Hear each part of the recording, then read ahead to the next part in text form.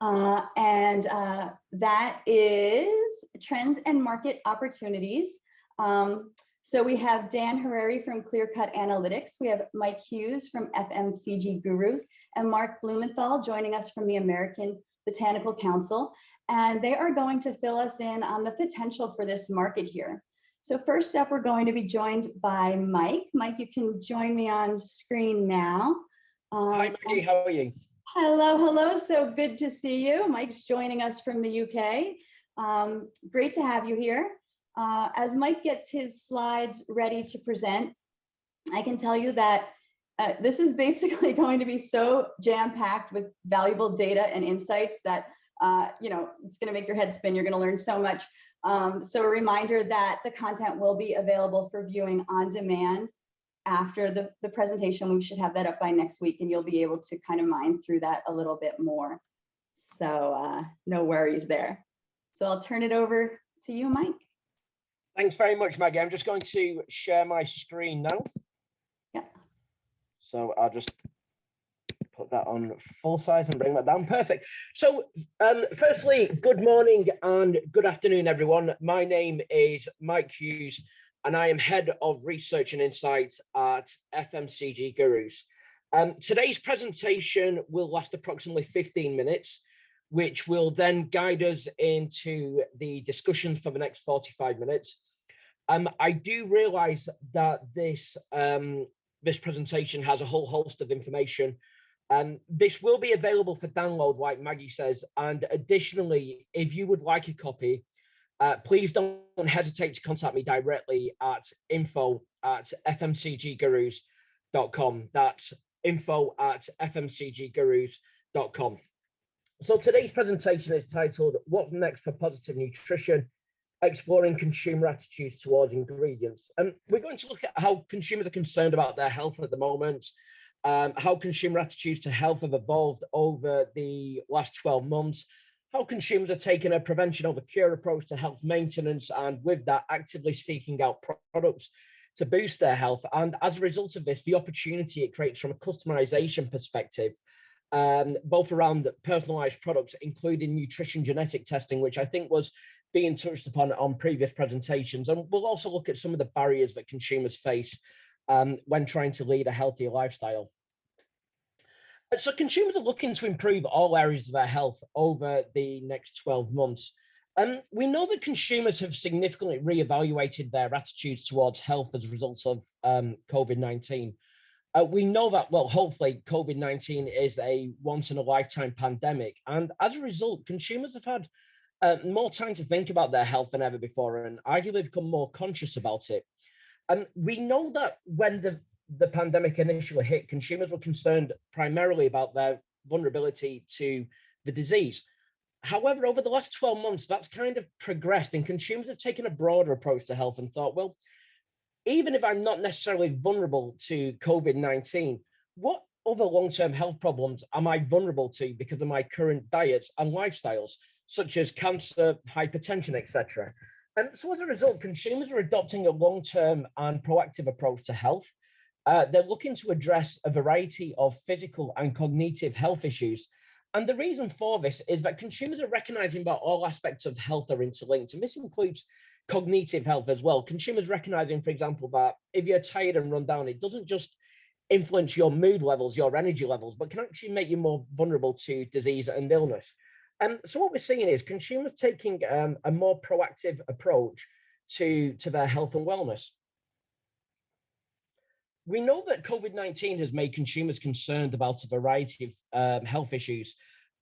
This is some research that we conducted in 2020 and 2021 to show global attitudes towards consciousness towards specific health problems.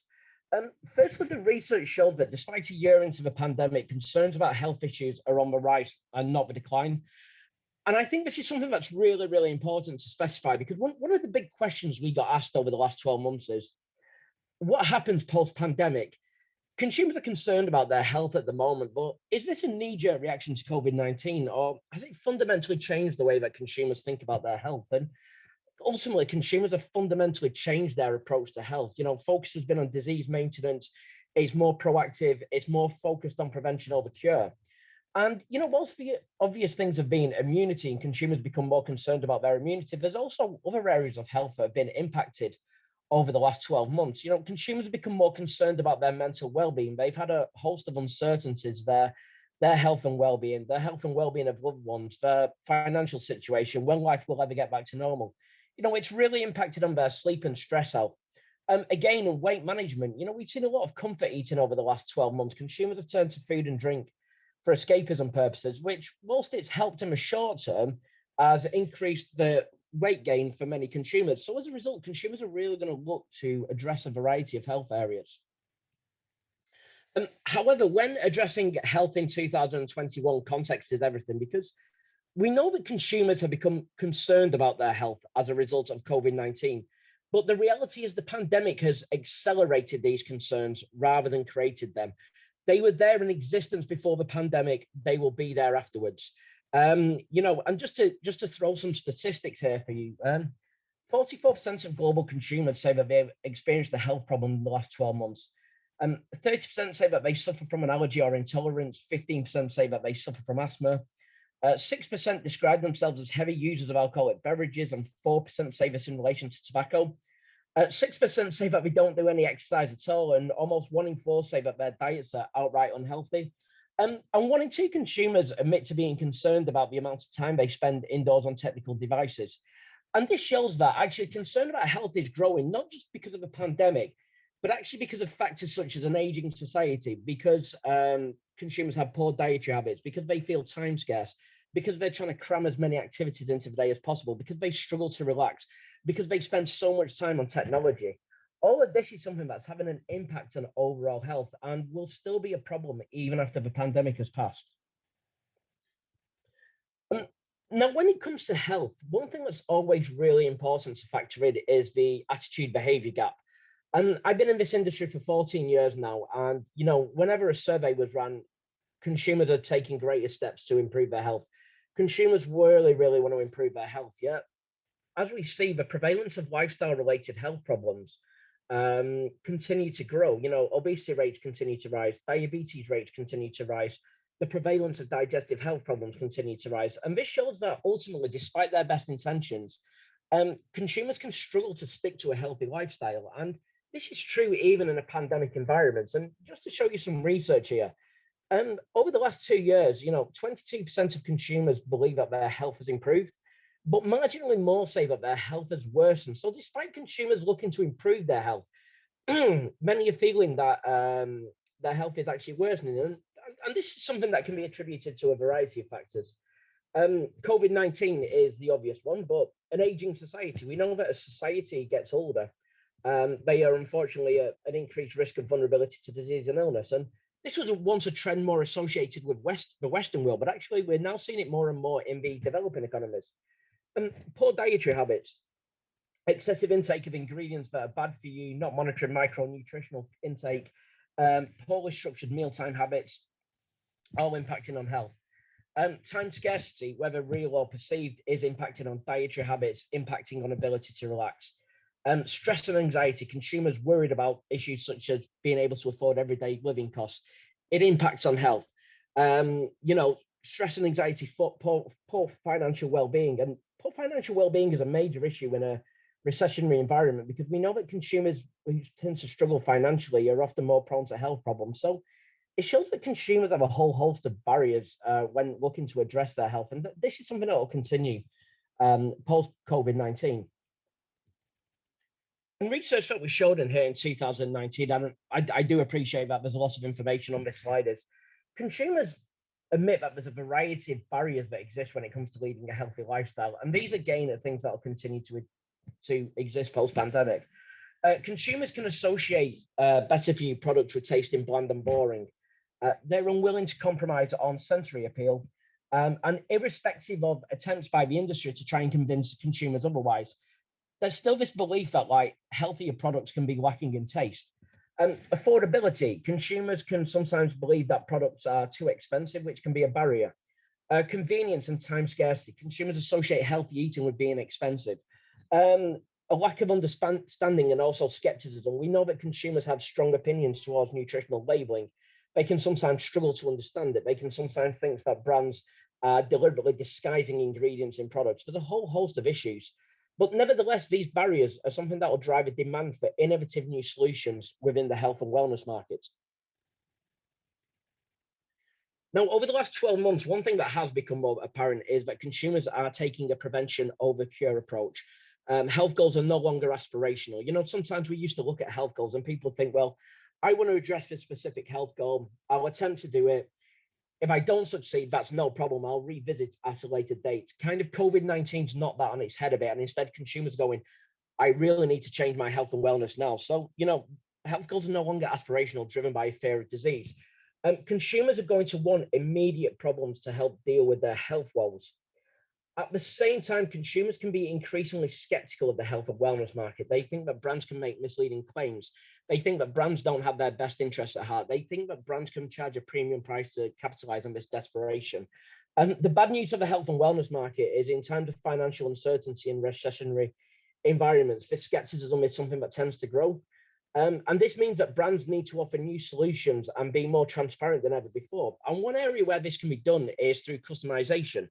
63% of consumers say that they are interested in food and drink that are customized to meet individual nutritional needs. 31% of these consumers say that they currently seek them out.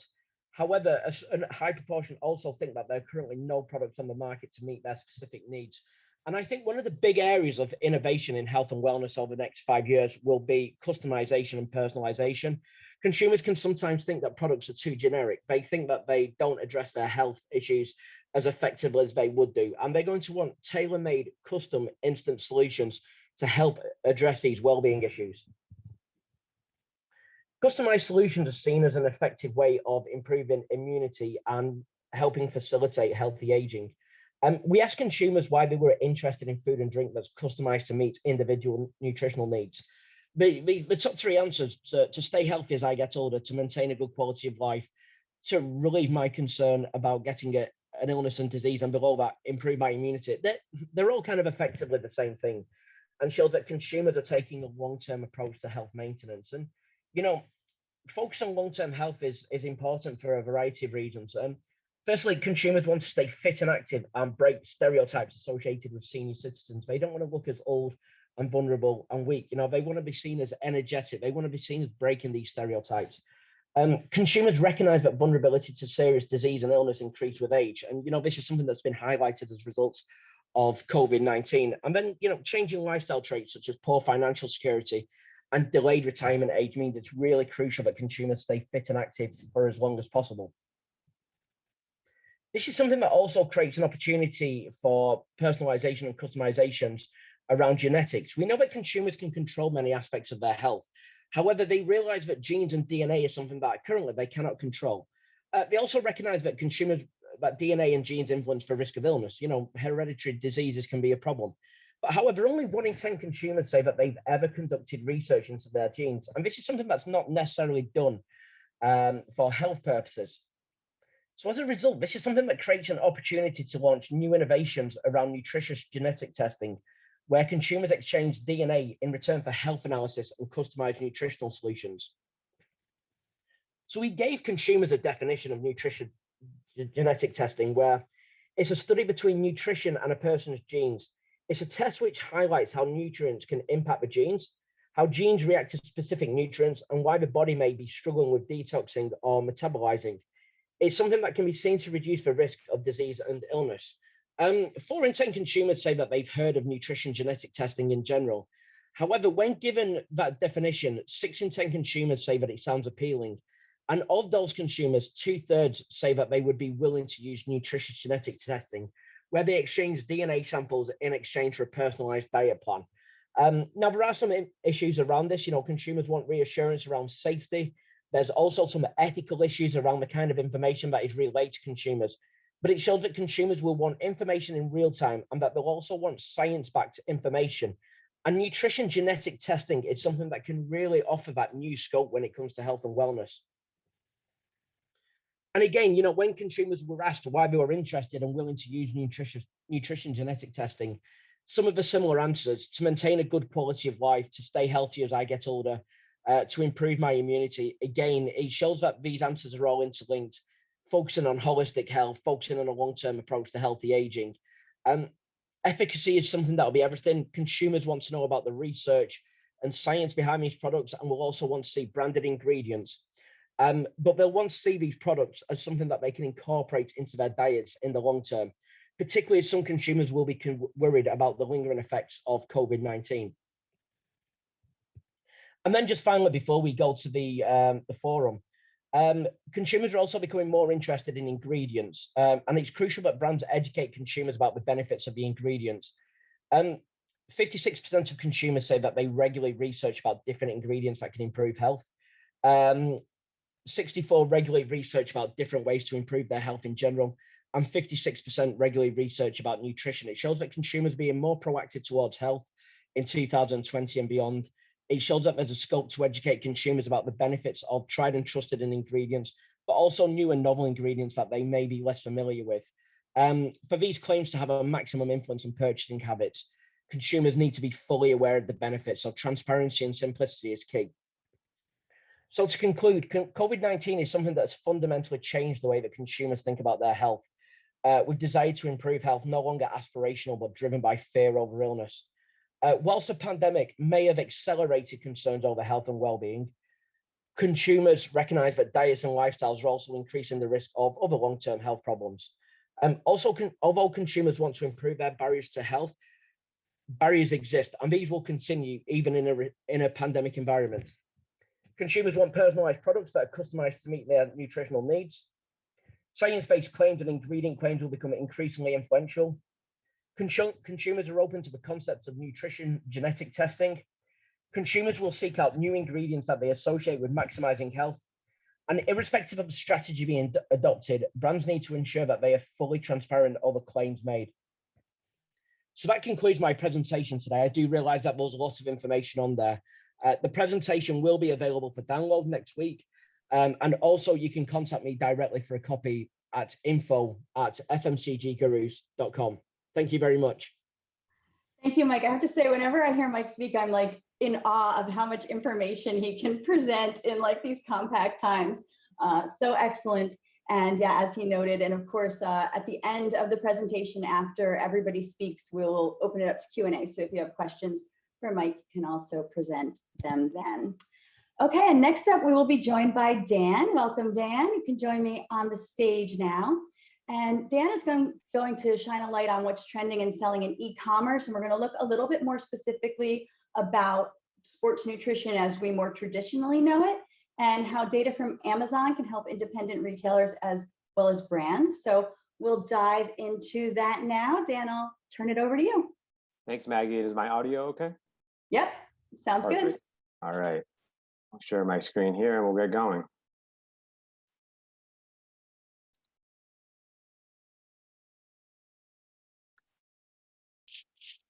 Well, thanks everybody for joining us this morning. I'm very excited to walk through some of the consumer trends and insights that we're seeing on Amazon for pre and post workout supplements as well as protein powder. I know we have a very diverse audience today, so we'll walk through how this data applies or can be leveraged by different groups in the audience today. Quick background on the data. We're looking at Amazon US data. This data tends to be more trend heavy and full of leading indicators as compared to brick and mortar data. One isn't better than the other. It's just a different use case in this regard. Amazon data has an infinite shelf size of products and brands just because of the nature of how websites and .coms work today. And it's full of both legacy brands, brands that we see in brick and mortar stores, as well as digitally native brands that are quickly stealing share from brands that we've known about for years or decades. As it relates to e-commerce, Amazon dominates for CPG. So more than 70% of CPG sales online are purchased through Amazon today. So this data covers a large portion of what's happening online. And the data is available in much more real time because of the nature of digital and Amazon, as we all understand. Data is applicable for retailers so they can better understand how consumer trends are changing, meaning how can you take this data and understand what's happening with how consumers are changing their behavior to adjust for your planogram and the shelf that you manage at the retail stores. ingredient and contract manufacturers to see where trends are heading so they can invest in equipment and in developing new products for their finished goods brands. And for brands, it's critical to understand what consumers are demanding today. And that way you can start developing products that are starting to become in demand, and then take your products to the physical brick and mortar shelves and the chains with the new trends, but be ahead of the competition, not 2 or 3 years behind as has happened too much in the last 5 years. Active nutrition and sports nutrition is a very big category, but we decided to narrow it down for the purposes of this conversation because we are limited on time, obviously. So we're going to look at pre and post workout and protein powder. When we compare those two together, protein powder still dominates. It's more than twice as large as pre and post workout combined, but pre and post workout are still heavy hitters in these sports nutrition category today. We're looking at data that's for the last 24 months. So we're going to segment it out last 12 and last 24. But this is just the scope of what we're looking at in the next few slides. Both of these subsegments of active nutrition grew at a very similar pace. So pre and post workout grew at about 39% year over year, and protein powder at about 37%. Protein powder being much larger had an absolute growth that is larger than pre and post workout in dollars, but the rate of growth is similar. One thing to note here is something that we're seeing across almost all supplement categories on Amazon is the steep growth that we saw in the spring of last year because of COVID. But the sales didn't come back down. We now are working off of a new baseline. We're seeing this across everything on Amazon. And this new baseline is essentially almost double for a lot of these categories as it was prior to the pandemic. And so these growth rates that we are seeing today are off of double the dollars that we were seeing prior to COVID-19. Now let's take a deep dive into pre and post workouts. When we narrow down into that subsegment of active nutrition, pre-workout is still more than twice as large as post-workout, but post-workout is growing at a much faster rate. Once again, the growth rate is higher for post-workout, but the absolute dollars of growth are higher for pre-workout. We're also starting to see a lot of pre and post-workout combination products. So these are products that are marketed to be taken before you work out, but give you the benefits of a post-workout supplement as well. And so instead of having to buy two or take two different supplements, consumers can now take one before they work out and get the benefits of both. BCAAs are a very interesting ingredient in some of these products. So BCAAs can be sold individually, but they can also be added to these products. We see that in pre and post workout, almost 30% of these supplements have BCAAs promoted on the label. And the rate of growth of BCAAs, the rate of growth of pre and post workout products with BCAAs is about 39 to 40% year over year. Very critical point here when we look at the average price point. So if we look at products without BCAAs in the pre and post workout subsegment, the products are selling at around $28, $29. Products with BCAAs included are commanding almost $4 or $5 more for similar sized products as compared to the ones that don't have this. So if you're looking to get a high retail price point for a pre and post workout product on the shelf, you may want to consider adding BCAAs to that mix inside of the products. We also take a look at some of the benefits that are being promoted for these products. So looking at pre and post workout, pumps still leads the way as far as what's being promoted that these products help solve or help improve during your workout.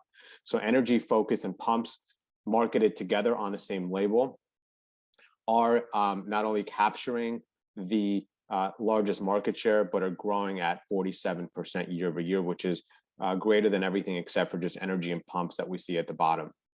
Recovery is one that we are seeing with still strong growth, a little bit lower the market share.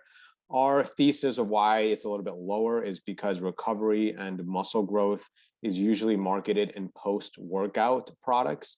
And so post-workout products, because they sell a little bit less than pre-workout, are just going to be working off of a smaller baseline of market share. This is an index that we like to take a look at. So how competitive, how expensive is a category today to be able to enter into. And so we take a look at the top 5 and the top 10 brands in a category to see what kind of market share they have. The top 5 brands in pre and post workout have 38% of the market share. And if we look at the top 10, it's almost 50%. This means that this is a category that is dominated by a few players and is likely expensive to enter into. With that said, because the rate of growth is still quite strong at almost 40% and steady at that rate, there is still room for new entrants. That means that you're going to have to spend some dollars to be able to penetrate and steal some market share. But it is a subsegment that still has some opportunity for new and entering brands. Let's take a look at protein powder with a deeper dive here. So plant is a theme across the food that we eat, the supplements that we take, whether they're vegan or not, and especially it is a theme in protein powder. Plant-based protein powders are growing at the fastest rate of anything in the top 5. So they're growing at 48% year over year and now have a 23% market share of the category. With that said, whey protein still dominates. Whey protein has more than 50% of the market share and is growing in absolute dollars, so not in percentage, but in absolute dollars, at 50% faster, so 50% more dollars than plant protein. This tells us that plant protein is a safe bet to assume as far as a protein powder that you should enter the market with, but whey protein still dominates, and it's a category, sub-segment of this category that is still an attractive one and still one that is demanded by consumers today. A question that we hear a lot in the sports nutrition industry: what flavors should we make our products? In protein powder, it's something that we've known for a while, and it's verified by the data. Chocolate, vanilla, and unflavored are still the kings of flavors in this category. So if you're going to come out with protein powder products, at least cover those 3. If you want to go make something exotic in addition to that, you can do that, but you got to make sure that those 3 flavors are covered. They still dominate the category. The fastest growing, but with a much smaller market share of 3%, is chocolate and peanut butter.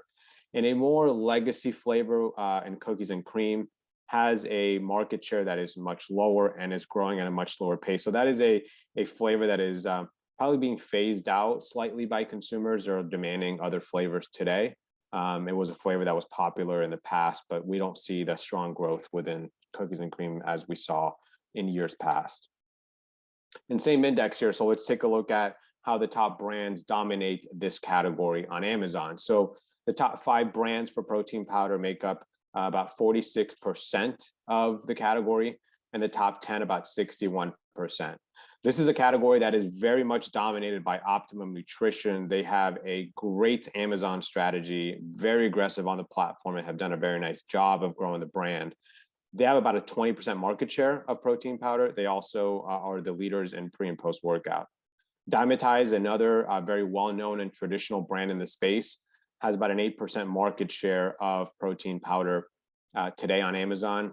And then here we see the entrance of plant-based brands in protein powder. So Vega and Orgain now have 7% and 6% of the market share in protein powder. These are brands that are primarily plant-based and are now formidable players and competitors in protein powder. You know, we don't know what the data looked like 15 or 20 years ago, but pretty confidently say that it was probably not very much dominated by anything that was plant-based, maybe soy, but that's been phased out. And then we see ISO Pure with 5%, another extremely well-known brand in the industry. They've been around for many, many years, and they have a 5% market share, rounding out the top 5.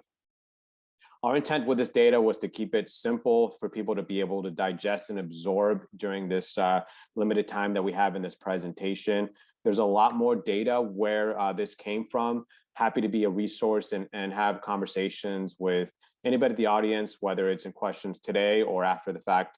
Please reach out. Happy to connect and see if we can get you guys more information. Thank you for having me. Really enjoyed it, and I hope everybody learned a thing or two during this presentation. Excellent. Thank you, Dan. And I think, for the independent retailers out there who, were really trying to help and support in these difficult times. Hearing Amazon can kind of be like a cringe word, but it's so important to know we live in this Amazon world now, right? There's no changing that. So how can we take what Amazon is doing and, you know, use it to our benefit? So for the retailers out there, I hope, you know, you see the benefit in that. And also Scott Steinford, the founder of Trust Transparency Center, has a regular column in Whole Foods Magazine called Tracking Transparency. If you haven't read that, he really talks to the retailers about how you can help compete in an Amazon world and differentiate yourself. So thank you. Thank you, Dan. We will touch base with Dan again in the Q&A. And now we're going to welcome Mark from ABC. And as Mike showed us, active nutrition is about so much more than sports. And with the range of benefits people are seeking to support their vitality, herbs are really a new part of the conversation in this market, helping people feel more vibrant and robust. So Mark is here to talk to us more about popular herbs and important considerations in the herbal space, and I will turn the stage over to him now. Well, hi, good morning, everybody. Good afternoon to you in the UK. And thank you for your presentations. A lot of good data. I really appreciate it. And thank you for including me this morning on 48 hours notice to get involved with you all. I'm happy to be here. And I often get asked, what do I do? You know, what's your health regimen? So I'm going to start off with some personal disclosure for what it's worth, department. I'm close to 75 in a few months and still feel robust and functioning hopefully on all 13 cylinders or whatever. I've been a vegetarian for 53 years. I tend to be vegan, but I still eat a few eggs and cheese once in a blue moon. No meat whatsoever. I take all kinds of supplements. I'll show that in a moment. I'm big into exercise, but not heavy duty, just moderate but consistent. Walking is my favorite, and upper body work. I've been a meditator for 50 years almost, and I take a cold shower every morning after my hot shower. And if there's anything that's the key to my health and success, aside from my genetic gift from my parents, I think the cold shower is certainly a good way to upregulate the good genes. I take a lot of different supplements I mentioned, and this is some of the ones that I take most consistently. I won't go through them all and why I take them. You can. I'm a big believer in CoQ10. I've been taking it since the 1980s when it first became available. I do believe it's important to nourish your mitochondria. And I'm a big believer in herbs. I've been an herbal enthusiast since I became a vegetarian in '68. I really believe and love the plant world and the plant queendom, or the plant kingdom, as you may want to call it. These are the herbs that I take most regularly. You'll notice that ginseng, rhodiola, and schizandra are considered adaptogenic herbs. I'm a big believer in the power and the energy and the research that's becoming continually published to support the value proposition of taking adaptogenic herbs to help your body adapt to all kinds of non-specific stress. So let's look at the robust marketplace here. And in the herbal market, here's some data we're getting ready to publish. This is based on some research at NBJ, as well as the annual herb market report that we do in partnership with our friends at NBJ and also at SPINS. The herb market increased in 2019 over 2018 by 8.6%. Last year, 2020, the rate more than doubled, presumably because of COVID inspired purchases and demand, but 18.5% increase in the herb market sales. That doesn't include teas. These are herbal dietary supplements in 2020, an astonishing increase, probably the biggest we've ever seen. And they say figures don't lie, but liars figure. Let's have a look at what the figures look like in the mainstream outlets. Here's the top 22 herbs that we'll be publishing on and that are sold in mainly single dietary supplements in the herb market or the herb aisles in mainstream retailers. The ones in yellow are those that we have confirmed are subject to adulteration and or misbranding, and or which there's lots of industry suspicion about, subject to confirmation. Those are the ones in yellow. Surprisingly and unfortunately, large amount, maybe not surprisingly, depending on how much you've been watching the marketplace. And in the natural channel, the one that many of you are probably involved with, here's the top selling in 2020. You can see elderberry was #1 in mass market, #2 now, coming up from #4 a few years ago. Elderberry really shooting to the top. We'll talk about that in a moment. But if you look at these yellow ones, again, these are pretty much confirmed in most cases, and I'll talk about the confirmation in a moment. confirmed to be subject to adulteration, we can say, unfortunately, that 45 to 64% of the herbal products sold in mass market and the natural market, respectively, are subject to adulteration and misbranding and or fraud. Now, to be clear, I'm not saying 45 to 64% of the herbs sold in the market are misbranded. I'm not saying that, or adulterated. I'm saying they're subject to adulteration, that the category of that particular herb, there is evidence showing that there is adulterated raw material and or adulterated finished products in the marketplace, selling alongside products that are made with authentic ingredients by companies that are responsible, ethical marketers of good quality products with good ingredients for the best benefit of their customer. That's what we want. We want the health benefit to be there for the nutritional and pharmacological benefits, et cetera. And at the same time, there's stuff out there in the marketplace that is not nutritionally active and or pharmacologically active, or they are mildly, because they've been adulterated and or diluted.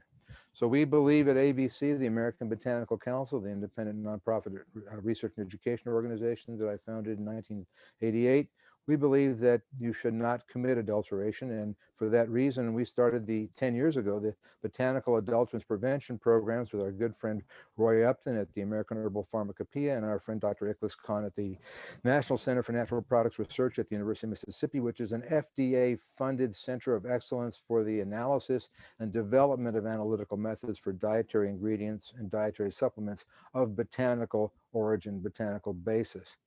I mentioned elderberry a moment ago. We warned people last year that there could be a problem with elderberry because of increased demand and limited supply. We have checked out 532 lab reports from 8 laboratories in the industry, and 4 of those being independent labs, 4 being in-house laboratories. And we have found evidence from their own research that there are adulterated elderberry materials and products being sold in the marketplace. So buyer beware, of course, and unfortunately. And this is the first sign. This is in the new issue of Herbalgram that's currently out, but it's available freely on the ABC website at herbalgram.org. And this is the first peer-reviewed article in the scientific literature confirming the adulteration of elderberry. We've published other articles and bulletins on adulteration of all kinds of botanicals, that many of which you saw on the top 22 and the 2 different market channels that I showed you earlier. The left 2 columns here show what has been published that we've published already 23 different bulletins, plus the elderberry article, which was actually not a bulletin format because there's no other data in the literature, in the world's literature and scientific research that we can find confirming elderberry adulteration other than the article that we have just published. There'll probably be more coming out in the next couple of years. But this gives you an idea of what we're working on, what we've done, where we're going with new articles that we're doing research on. And what's happening is we've published an article in a scientific journal showing how some of the fraudsters, some of the people that are intentionally adulterating botanical extracts, botanical raw materials, and or essential oils, are doing so in such a way, they're spiking with certain compounds, etc. They're doing it in such a way as to try to trick or fool the prevalent analytical methods used in industry laboratories to identify and authenticate properly produced botanical material. So the fraudsters have figured out how to game the system. And so what we do is we publish showing that some of the analytical methods that are currently being used, unfortunately, have been tricked, and new analytical methods or a different combination of multiple analytical methods are now necessary in an in-house or third-party industry laboratory in order to properly identify and authenticate material. Well, not only is a clean herbal market and a authentic herbal market properly identified to GMP important, but also as more and more consumers are pressing the issue, sustainable herb supplies. The value network or the supply chains for herbal products needs to be as sustainable as possible. So we have on our site also the Sustainable Herbs Program. And we ask the question, Do you know where your herbs come from? How many people really know where their herbs come from? They take in teas and supplements and even in cosmetics and other products. And do you know why it matters that you know? These are the questions that we ask in a series of 40 to 50 at this point videos on the Sustainable Herbs Program website, where we're trying to educate and inspire people in the natural products industry, the herbal industry, etc., to become more conscious, more aware of, and more committed to sustainability and regenerative practices, not just in how they manage their supply chains, but also in how they deal with the economic and social justice issues of the people all along the value chain. And for that purpose, we have created the SHP Sustainability and Regenerative Practices Toolkit, which is free for anyone who wants to download this on the Sustainable Herbs Program website. It's 14 different areas. It's 52-page PDF. It's loaded with all kinds of links to organizations, films and videos, books, white papers, all kinds of resources on how people at home, people in their businesses can become more sustainable and more regenerative in the way they operate. And by the way, everything on the Sustainable Herbs Program website is free access. There's no way it asks people register, but you can access it for free. There's no charge. And also everything on the Botanical Adulterants Prevention Program website is also free access. All we ask is that you please register so everybody around the world can access all the publications, over 66 peer-reviewed publications that we've published so far on herbs, medicinal plants, etc., with respect to their authenticity and how they are subject to adulteration and fraud.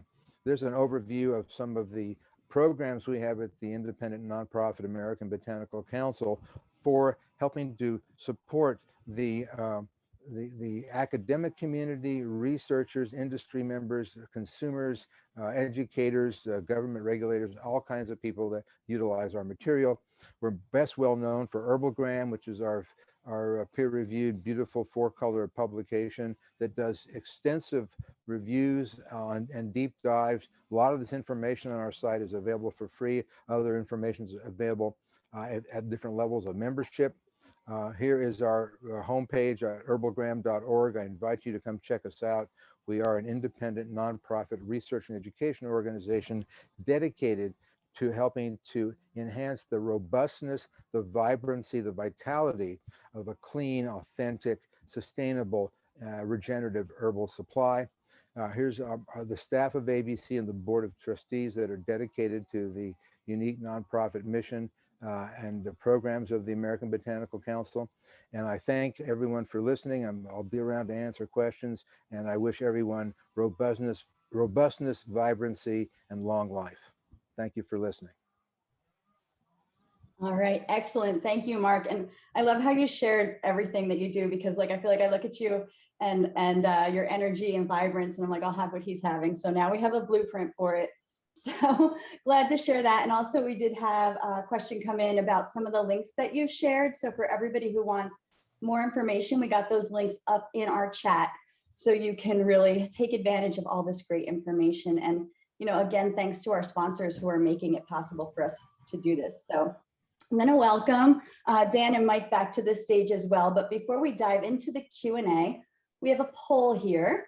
You know, thinking about everything that Mike presented with all that, you know, range of benefits that people are after. So compared to other categories like immunity and aging, how would you rate the potential of the active nutrition market? So we've seen the data now.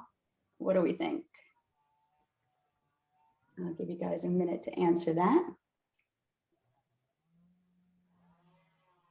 And as the answers are coming in, I know my tech team will get that up and I will do the big reveal of content. All right, here we go.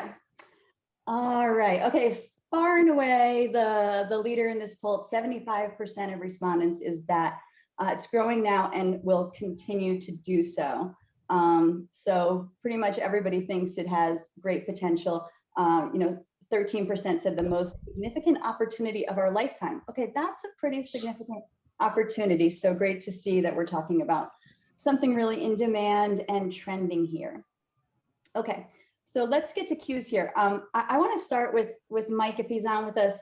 just looking at what we just saw there with the poll response, what would you rate the market? What would you have answered that poll?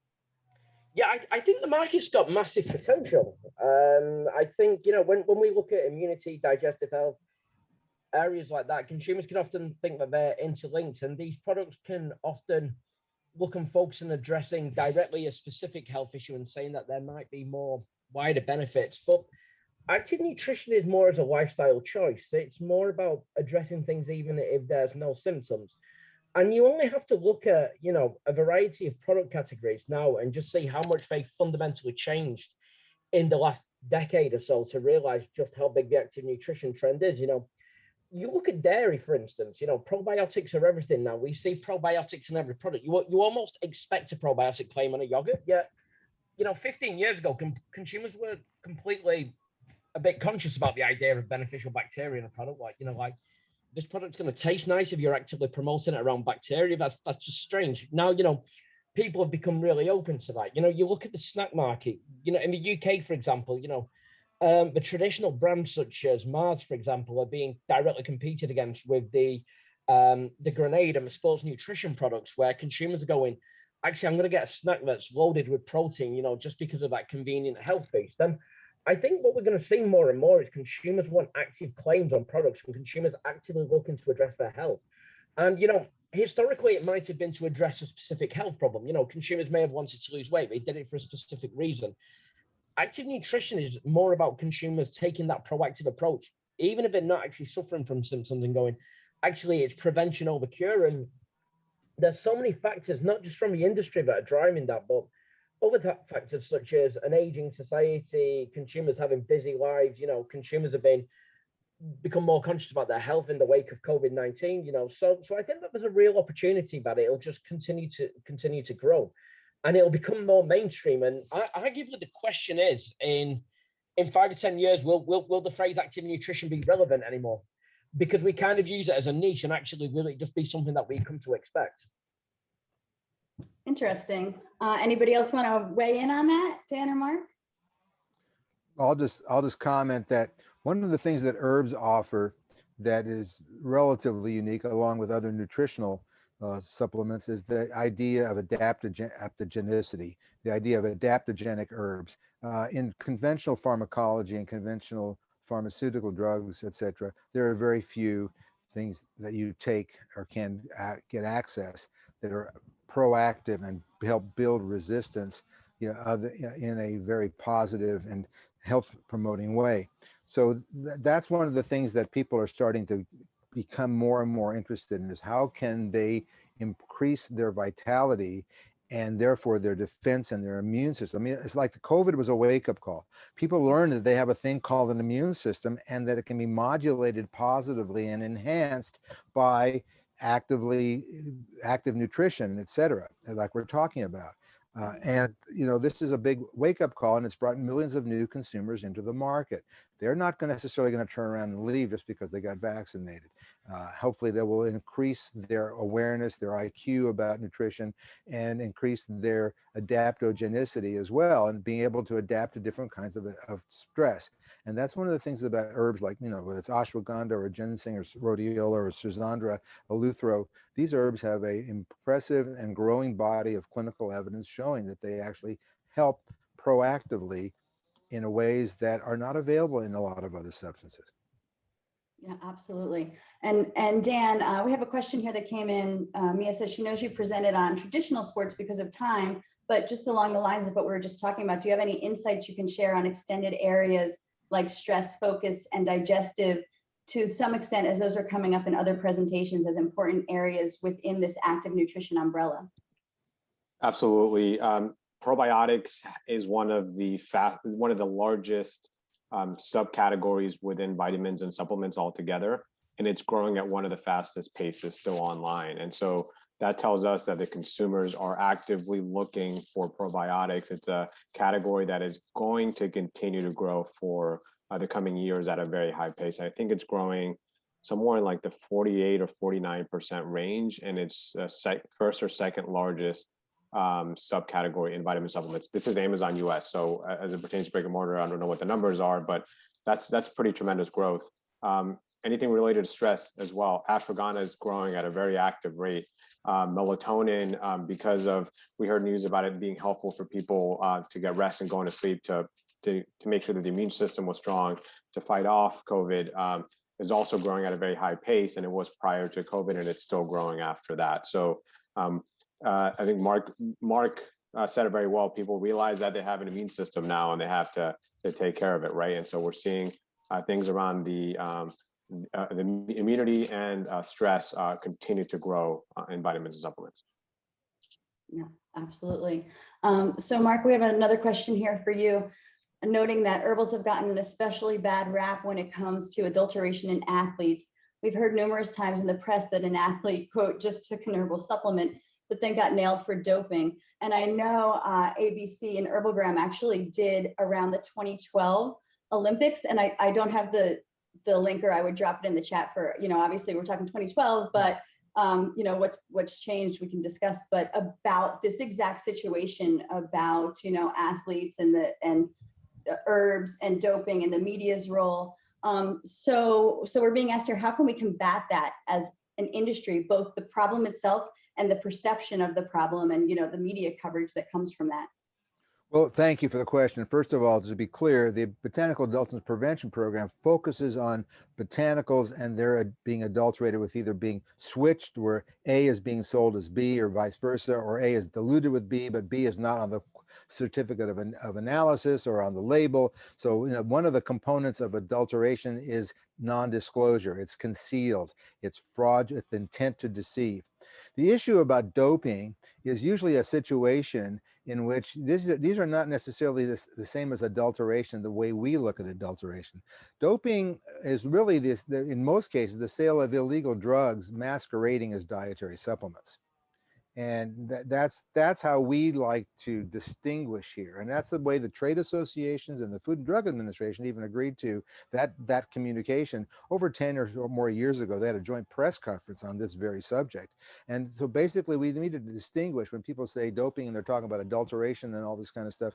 Doping is a subset of adulteration, but it's really more than that. It's really a form of sales of illegal ingredients, including drugs, illegal drugs, labeled as and or masquerading as dietary supplements. And so it's a very different kind of thing, and people need to be very clear about that. It's illegal. It's in some cases it's criminal, and it's not the same, and as is the sale of fraudulent materials even in the botanical marketplace, where people are trying to commit, or basically they're committing a crime. They're selling something A and where it's not really A, it's B or C or D or whatever it else is that's cheaper and non-disclosed. So the primary issue is that doping and these kind of things, to my mind, is illegal materials masquerading as supplements. They're not supplements.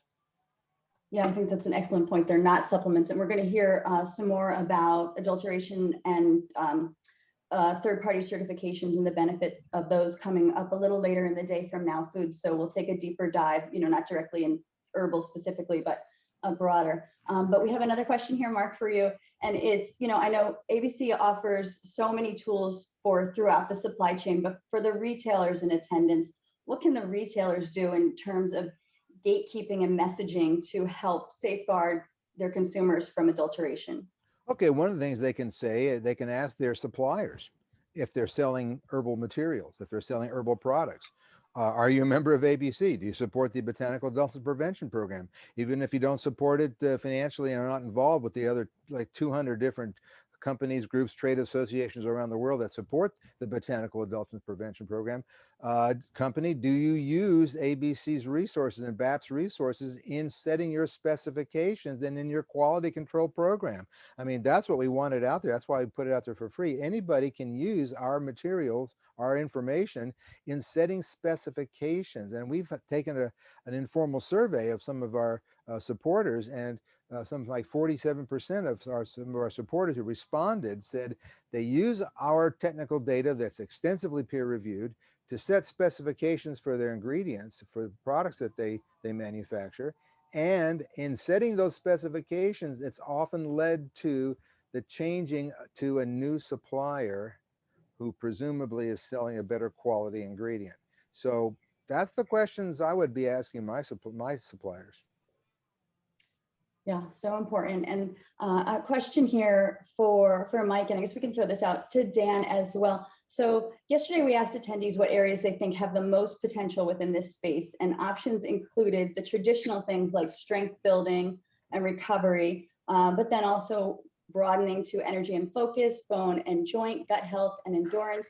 And attendees ranked energy and focus first, followed by gut health, which aligns with some of what you showed us and really speaks to the evolution of this category from sports nutrition to active nutrition. So can you share some thoughts on that? This evolution? To Mike, right? Or to me? Mike, you want to kick it off first? Yeah, I think energy is a massive area and something that'll become, really, really important. And I think consumers have reevaluated their attitudes towards energy boosting products over the last decade or so. When you looked at energy products historically, consumers kind of saw them as a bit of a necessary evil. I'm going to go and turn to pick this energy boosting product up. I shouldn't really, but I'm going to minimize my use of it. And it's only when it's a last chance solution. And, the industry wasn't helped either by consumers sometimes having misinformation, should we say, about these products, to say the least. We know consumers often feel tired, they often feel fatigued. They recognize energy impacts on their day-to-day activities, both physically being able to do stuff, but also feeling alert, feeling focused. And they want to address this. And they're increasingly recognizing now that actually energy is a good thing. And actually you can pick products up and you can incorporate them into their daily diets. And because of the ingredients used, it can offer an energy boost without the consequences. And I think that energy boost without the consequences is a really, really big thing. Consumers are focusing on natural ingredients. There's a big thing on plant-based ingredients for natural energy sources at the moment. We've seen that. We've moved away from ingredients such as taurine. We then moved to protein. We then moved to plant protein. And, obviously I know whey is still massive. I never want to imply that, whey is declining, because that's not the case at all. But, we know the demand for plant-based is growing, and the consumers are recognizing the benefits of these products. They want products that offer a natural and sustained energy boost. And the reality is, over the next 5 to 10 years, consumers will continue to be more tired because of the lifestyles that we lead. There's no getting away from that, and as a result, as this acceptance of the market grows, I think energy will be really, really a big area, especially because, consumers are also kind of recognizing as well that if you're tired and run down, it doesn't just put you in a bad mood. It makes you vulnerable to disease and illness. We look at our lifestyles and how many, especially younger consumers, Generation Z, millennials, how much do they look at their lifestyles and go, well, perhaps I'm overworked, I don't get enough sleep, I'm doing this, that, and the other. And actually, this is making me pretty vulnerable to illness. So actually, if I can have an energy boost and be revitalized, and that ingredient can offer some other benefits as well, they'll accept these products. So you'll see two things with the energy market in general. One, you'll see the movements of the traditional energy boosting products are now, increasingly being promoted around other functional ingredients. You pick an energy drink up and it's also high in B12 vitamins or something else. But then you'll also see this move to plant protein for energy purposes. I think that'll be, really, really big. And again, it aligns with active nutrition, consumers wanting to feel at their best at all times. Mm-hmm. Excellent. Okay, well, on that, we've covered so much. Again, it will be available on demand, and we are out of time for today. So Mark, Mike, and Dan, thank you so much for joining us.